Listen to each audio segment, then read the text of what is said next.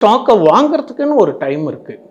எல்லாம் காலையில் market open ஆனோம் போய் வாங்கக்கூடாது. மார்க்கெட் ஓப்பன் ஆனோன்னா கையில் வாங்கி இருந்து ஏற்கனவே அந்த T+2 தாண்டி இருக்கிற ஸ்டாக்காக இருந்தால் மட்டும்தான் நம்ம விற்கணும். நேற்றுக்கு வாங்கின ஸ்டாக்கை இன்றைக்கி விற்கக்கூடாதுன்னு ஒரு விதிமுறைகள் இருக்குது. ஏன்னா அது ஈவினிங் தான் உங்களுக்கு பூல் அக்கௌண்ட்டுக்கே வரும்.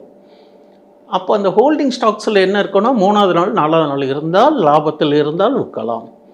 இல்லைன்னா பேசாமல் மார்க்கெட் கன்சால்டேட் ஆகணும். ஒரு 9:30 மணி 9:35க்கு தான் அந்த மார்க்கெட் ஒரு ஸ்டெடியாக நிற்கும். ஓப்பன் ஹை லோ எல்லாமே பார்த்து இப்போ ப்ரெசன்ட் ட்ரேடிங் என்னன்னு பார்த்துட்டு சில ஃபார்முலாஸ்லாம் டெக்னிக்ஸ்லாம் இருக்குது.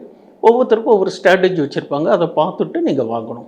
சரி, வாங்குற போது என்ன பண்ணணும்? ஒரு ஸ்டாக் குறிப்பிட்ட மாதிரி ஒரு 100 ஸ்டாக் வாங்கிட்டீங்க. ஒரு ட்ரேடிங்க்காக நான் சொல்கிறேன். 100 ஸ்டாக் வாங்கிட்டிங்கன்னா 100 ஸ்டாக்குக்குமே ஸ்டாப் லாஸ் போடாதீங்க. ஒரு 50%க்கு ஸ்டாப் லாஸ் போடுங்க. ஒரு 50% ஸ்டாக்குக்கு டார்கெட்டை போடுங்க. ஃபஸ்ட்டு டார்கெட் வந்ததுன்னா அது 50 போயிடும். திருப்பி என்னாகும்? இந்த 50 நிற்கும். இந்த 50 ஸ்டாப் லாஸை கேன்சல் பண்ணிவிட்டு அந்த விலையில் விற்றா உங்களுக்கு நியாயமான லாபம் கிடைக்கலாம். எல்லாத்துக்குமே ஸ்டாப் லாஸ் போட்டு சில டயத்தில் ஸ்டாப் லாஸ் ஸ்ட்ரிக் ஆகிடும். ஸ்ட்ரிக் ஆகிட்டு அந்த டிமாண்ட் ஜோன் கிரியேட் ஆகிற போது அந்த டிமாண்ட் ஜோன் எங்கே வரும்னு கேட்டாலும் உங்களுக்கு இந்த இண்டிகேட்டர்ஸ்லாம் நிறையா இருக்கு இல்லையா, அதை பற்றி நீங்கள் ஃபாலோ பண்ணி அது உங்களுக்குன்னு தெரிந்த பிடித்த இண்டிகேட்டர்ஸை வச்சுட்டு செய்யுங்க.